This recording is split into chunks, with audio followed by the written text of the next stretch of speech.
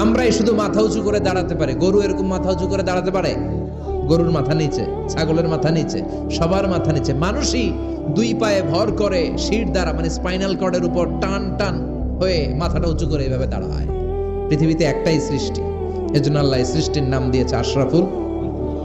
যে মাখলুকাতের কাছে নূরের ফেরেশতাও সেজদা দিতে বাধ্য হয়েছে, ঠিক কিনা? আশরাফুল মাখলুকাত বানালেন।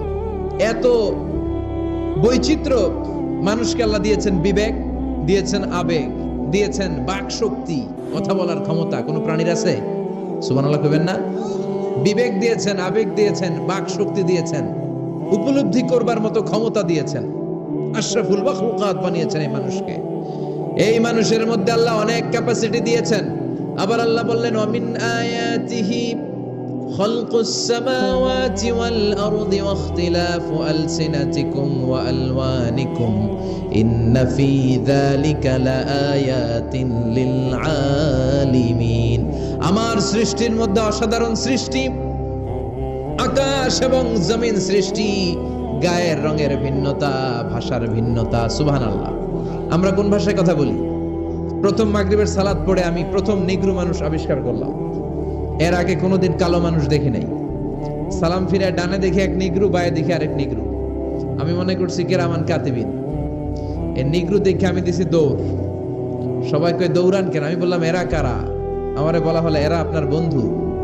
এরা কি? এই কালো লোক নাকি আমার বন্ধু। বললো 5 বছর এই নিগ্রোদের সাথে আপনার থাকতে হবে। 100টারও বেশি দেশের ছাত্র আমরা একসাথে থেকেছি। কারো ভাষা কেউ বোঝে না, কারো গায়ের রঙের সাথে কারো গায়ের রঙের মিল নাই। চিল্লায় বলেন সুবহানাল্লাহ। এজন্য রব্বুল আলামিন বললেন, লাকাদ খালাকনাল ইনসানা ফি আহসানি তাকওয়িম। আমি মানুষকে চমৎকার আকৃতিতে তৈরি করেছি। সুম্মা রাদাদনাহু আসফালা সাফিলিন। তারপর মানুষকে আমি আবার নিম্নমুখী করেছি। মানুষের সৌন্দর্যটা সব সময় থাকে না। এই যে যুবক অবস্থায় আমাদের কি সুন্দর চামড়া, কি সুন্দর দেহ, বয়স যখন 70-80 হবে এরকম থাকবে? কথা বলেন না।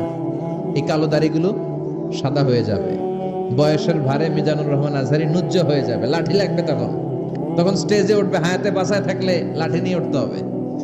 কথা কন।